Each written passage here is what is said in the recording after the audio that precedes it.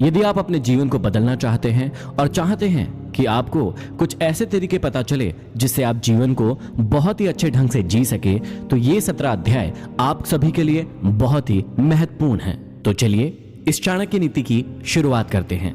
आचार्य चाणक्य के जीवन की एक प्रारंभिक घटना से उनके चरित्र का बहुत सुंदर खुलासा होता है।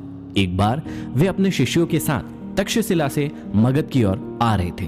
मगध का राजा महानंद उनसे द्वेष रखता था। वह एक बार भरी सभा में चाणक्य का अपमान कर चुका था। तभी से उन्होंने संकल्प लिया था कि वे मगध के सम्राट महानंद को पद से नीचे उतारकर ही अपनी शिखा में गांठ बांधेंगे। इसके लिए वे अपने सर्वाधिक प्रिय शिष्य चंद्रगुप्त को तैयार कर रहे थे। मगध पहुंचने के लिए वे सीधे मार्ग से ना जाकर एक अन्य उबड़ खाबड़ मार्ग से अपना सफर तय कर रहे थे। उस मार्ग में कांटे बहुत थे। तभी उनके पैरों में एक कांटा चुभ गया। वे क्रोध से भर उठे। तत्काल उन्होंने अपने शिष्यों से कहा, उखाड़ फेंको इन नागफनों को, एक भी शेष नहीं रहना चाहिए। उन्होंने तब उन कांटों को ही नहीं उखाड़ा, उन कांटों के वृक्षों की जड़ों में मही डाल दिया ताकि वे दोबारा न उग सके। इस प्रकार वे अपने शत्रु का समूल नाश करने पर ही विश्वास करते थे। वे दूसरों के बनाए गए मार्ग पर चलने में कभी भी विश्वास नहीं करते थे। वे अपने द्वारा बनाए गए मार्ग पर ही चलने में विश्वास करते थे। आशा करता हूं इन अध्यायों को सुनने के बाद आप भी अपनी जिंदगी में अपने मार्ग खुद तैयार करें, अपने ऊपर विश्वास करें और अपनी जिंदगी में आगे बढ़े।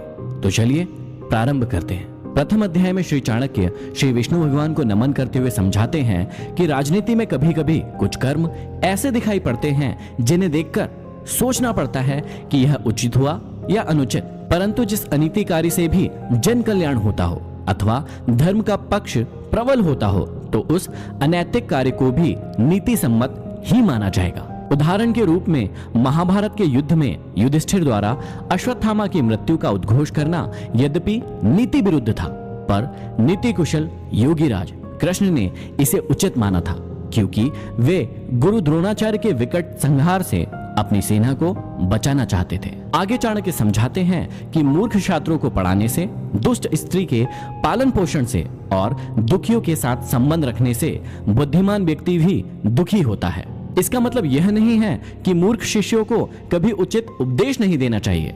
समझाने का तात्पर्य यह है कि पतित आचरण वाली स्त्री की संगति करना तथा दुखी मनुष्यों के साथ समागम करने से विद्वान तथा भले व्यक्ति को दुख ही उठाना पड़ता है। वास्तव में शिक्षा उसी इंसान को दी जानी चाहिए जो सुपात्र हो। जो व्यक्ति बताई गई बातों को ना समझे उसे परामर्श देने से कोई लाभ नहीं है। मूर्ख व्यक्ति को शिक्षा देकर अपना समय ही नष्ट किया जाता है।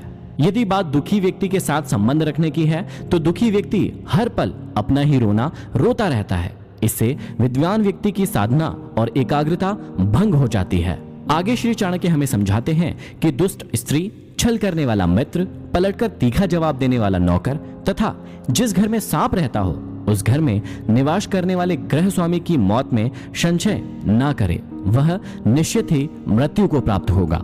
घर में यदि दुष्ट और दुष्चरित्र वाली पत्नी हो तो उस पति का जीना ना जीना बराबर ही है। वह अपमान और लज्जा के बोझ से एक तो वैसे ही मृतक के समान है, ऊपर से उसे सदैव यह भय भी बना रहेगा कि यह स्त्री अपने स्वार्थ के लिए कहीं उसे विष न दे दे। दूसरा, यदि उस गृहस्वामी का मित्र भी दगाबाज हो, धोखा देने वाला हो तो ऐसा मित्र आस्तीन का सांप होता है। वह कभी भी अपने स्वार्थ के लिए उस गृहस्वामी को ऐसी स्थिति में डाल सकता है जिससे उबरना उसकी सामर्थ्य से बाहर की बात होती है। तीसरा, घर में यदि नौकर बदजुबान हो, बात बात में झगड़ा करने वाला हो, पलटकर तीखा जवाब देने वाला हो तो समझ लेना चाहिए कि ऐसा नौकर निश्चित रूप से घर के भेद जानता है, और जो घर के भेद जान लेता है वह उसी तरह से घर बार का विनाश कर सकता है जैसे विभीषण ने घर में भेद करके रावण का विनाश करा दिया था। तभी मुहावरा भी बना, घर का भेदी लंका ढाए। विपत्ति के समय काम आने वाले धन की रक्षा करे, धन से स्त्री की रक्षा करे और अपनी रक्षा धन और स्त्री से सदा करे।